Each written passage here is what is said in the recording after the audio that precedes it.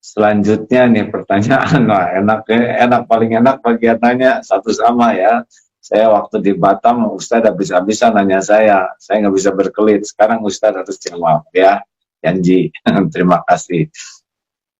Lalu Ustadz, nih, ini kan antara keyakinan, ada Jabariyah, ada Qadariyah, ada Ahlus Sunnah wal Jamaah. Sekarang ini bisa kelihatan nggak yang berpaham Jabariyah atau mereka semau-maunya saja pindah-pindah keyakinan ini? Yang selama ini mengaku Ahlus Sunnah, mulutnya berkata Ahlus Sunnah, justru sekarang bisa kelihatan dia Jabariyah. Artinya tidak ada, ya udah terserah aja lah, mau mati matilah. Kalau Ahlus Sunnah tidak begitu. Ahlus Sunnah, Allah kasih kita ikhtiar, Allah kasih kita al-kasbu, ada usaha. Kalau Qadariyah ekstrim, dia berkata tidak ada takdir. Tapi saya sampai hari ini masih ada ikhtiar usaha. Andai terjadi juga, disitulah kita baru bisa berkata, dari mulut kita berkata qadarullah, ini sudah takdir Allah SWT. Tapi bahwa hari ini kita mendengar majelis ulama mengajarkan kita, Kementerian Agama untuk menggulung karpet, kemudian majelis ulama mengajak menutup, bahkan tadi saya baca berita Sekjen MUI mengajak pemerintah untuk lockdown. Itu salah satu dari usaha, salah satu dari ikhtiar, salah satu dari al-kasbu, menunjukkan kita Ahlus Sunnah wal Jamaah, kita berpegang pada sunnah, kita bukan kelompok Ahlul Bid'ah. Ahlul Bid'ah waktu itu kan Jabariyah, Murji'ah, Qadariyah, Syiah, Mu'tazilah, keluar dari Ahlus Sunnah. Kita berpegang kepada sunnah Rasulullah SAW. Jadi jangan ragu-ragu untuk menyempurnakan ikhtiar, ihris ala ma yanfa'uk wasta'in billah wala ta'jaz. Itu saja, bersungguh-sungguh manfaat, jazakumullah khairan, minta tolonglah kepada Allah dan janganlah bersikap lemah. Iya. Ya kan gitu Ustaz? Ustaz sudah hafal dalilnya. Baik, nah sekarang Ustaz, kan situasi semakin berat begini nih. Kelihatannya kepatuhan umat kepada ulama itu ada poin tersendiri nggak Ustaz? Seperti sekarang ya, sebetulnya kan bagi yang sudah daerah merah begini, kalau tidak ke masjid sebetulnya tidak rugi sama sekali, niat sudah dapat pahala. Biasa ke masjid, kita akan tidak ke masjid karena uzur juga dapat pahala. Kemudian kita menjauh dari kemudaratan dapat pahala.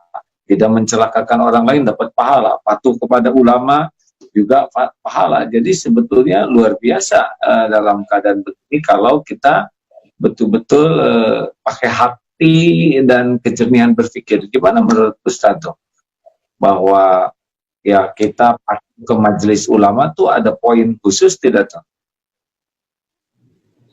Kita beragama ini bukan ikut perasaan, tapi berdasarkan ilmu. Makanya la ilaha illallah di awal ayatnya fa'lam. Fa'lam. Itu kasihan. Fa'lam, berilmulah. Ada ilmunya. Fa'lam annahu la ilaha illallah. Berilmu tentang la ilaha illallah. Makanya tadi saya tunjukkan kitab 50 sifat. Jadi Imam Al-Qusairi melarang orang uzlah kalau tidak punya dua ilmu. Ilmu akidah, ilmu fikih. Kalau hanya modal nekat uzlah, nanti di tempat uzlahnya dia tidak selamat dari godaan setan.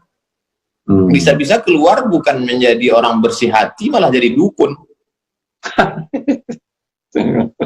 Jadi kalau nggak punya akidah yang benar, tidak punya fikih yang benar, uzlah hasilnya jadi dukun ya. Nah sekarang ini banyak orang modal perasaan. Perasaan saya nggak enak karena meninggalkan masjid. Perasaan saya nggak enak karena nggak sholat Jumat. Loh, kalau cuman modal perasaan, itu orang yang biasa wudhu pakai air, disuruh tayamum, itu perasaannya sholatnya nggak sah. Orang yang terus sholat 4 rakaat zuhur, pertama kali kosor, itu banyak kita alami ketika bawa jamaah umroh. Wah, nggak enak kosor ini, rasa nggak sholat. Ini pakai perasaan. Iya, iya, iya. Jadi harus pakai ilmu, bukan pakai perasaan ya. Baik, Ustaz. Jangan marah sama saya, Ustaz. Ya. Kami memang gaya bicaranya begitu di Sumatera, karena banyak gunung, angin kencang. Baik, alhamdulillah. Nah, saudara-saudaraku sekalian, para pendengar ini senang sekali ini ya dengan Ustaz Abdul Somad, bisa dapat banyak ilmu. Nah, Ustaz, kemudian dalam situasi yang berat seperti ini, kemudian ya seperti yang tadi dikatakan, kepatuhan kepada ulama itu di dalam Islam seperti apa nih? Kalau ulama sudah mengeluarkan fatwa, sampai sejauh mana kepatuhan itu punya nilai dan tidak patuh itu merupakan keburukan? Ati Allah, ta'ala kepada Allah, wa ati'ur Rasul, ta'ala kepada Rasulullah SAW, wa ulil amri. Dalam tafsir ulil amri itu, di antara ulil amri adalah ulama.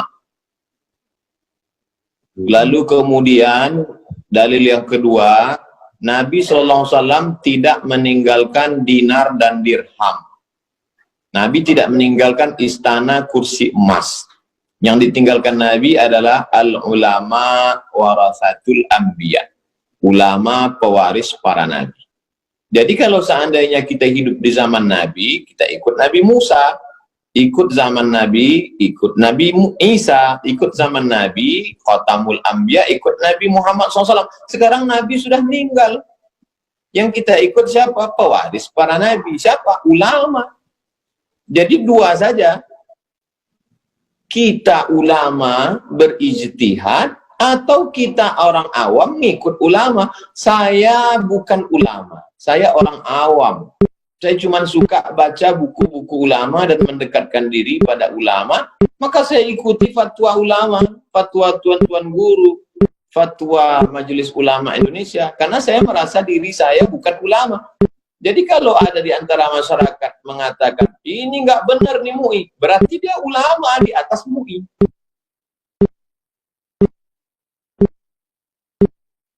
Jadi wajib gitu ya, Ustaz. Kalau memang fatwa itu sudah disampaikan, kita umat mematuhinya. Saya mau ke Bandung ketemu Kiai Haji Abdullah Gimnastiar, maka saya percayakan hidup mati keselamatan saya pada pilot pesawat. Pokoknya kata pilot, pakai seat belt, pakai. Tutup jendela, dibuka, buka. Matikan handphone, matikan. Saya nggak ngeyel maju ke depan, saya tanya, kalau handphone saya hidup, kira-kira apanya yang rusak? Kenapa ketika dengan pilot kita hormat, nggak ngeyel, tapi kenapa dengan ulama kita melawan? Baik, baik, baik. Luar biasa. Alhamdulillah.